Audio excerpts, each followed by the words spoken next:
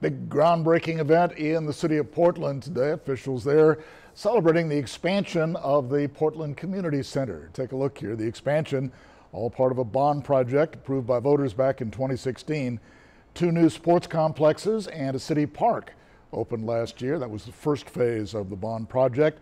The soon-to-be expanded community center will have better entry access for visitors, especially in bad weather.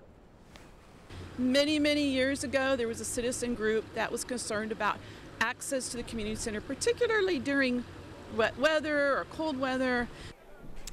And all this comes, of course, as the city of Portland continues to rebuild and recover after Hurricane Harvey. Well,